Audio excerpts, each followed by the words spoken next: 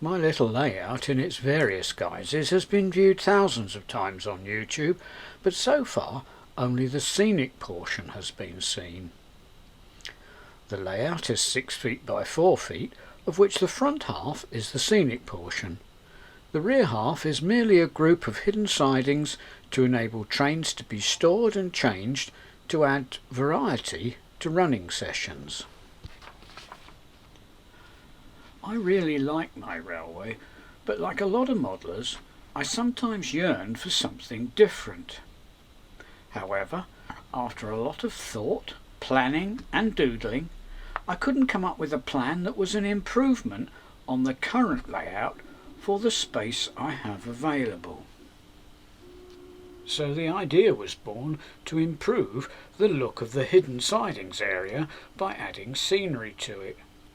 This would be an easy way to effectively give me a new layout, and as an added advantage give some new locations for video shots. There might also be some scope for shunting, should I ever tire of watching trains go round. Not that I think that's very likely. Right from the start, I decided two things. The project should not take too long or be overly detailed, and it should be an urban setting to contrast with the front section of the layout. As a result, I'm not sure at this stage whether to ballast the track or merely for ease to paint the baseboard a dark brown colour. Time will tell.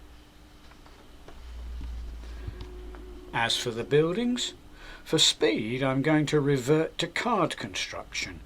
Many years ago, when I first began this wonderful hobby, I started with several super quick kits, but this time I think I'm going to use Metcalfe Models kits.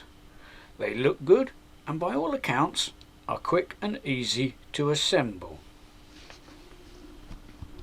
Originally there was just one siding leading off the outer circuit, but this restricted operation a little, so an extra one was squeezed in. The two long sidings will each hold a large loco and 3 coaches. They are very close to each other and the running line, which leaves very little room for any scenic additions. The plywood strip along the edge of the baseboard is to prevent stock from crashing to the garage floor in the event of any rough shunting. A gap has had to be left where the track is very close to the baseboard edge. The inner circuit has 2 short sidings leading from it, just long enough for a 2-car DMU and a short freight train. The whole area is very cramped, as it was never intended to be seen, and coming up with an appropriate scenery design has not been easy. My initial thoughts are to have some sort of bridge covering the exit to the main scenic board at the left-hand end of the layout, with some industrial buildings behind the 2 short sidings.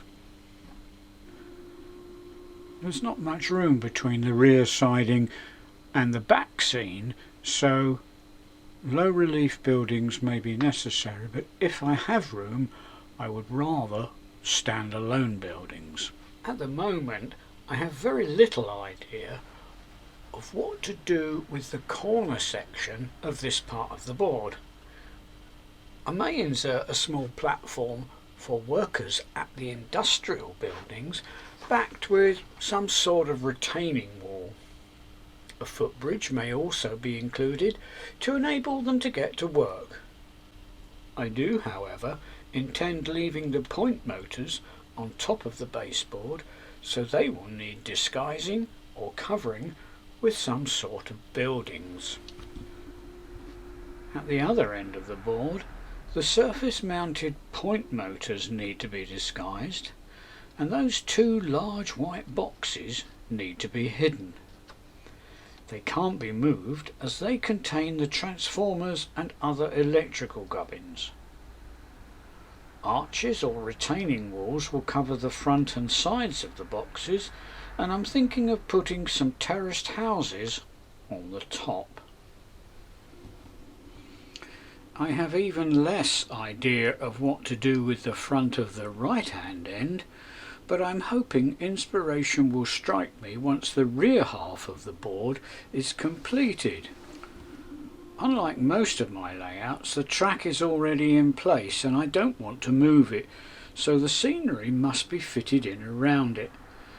As you can see, I have a rough idea of what I want to achieve, but mostly I'm going to make it up as I go along. Further updates will follow if and when there's anything to report. But that's all for now. See you next time.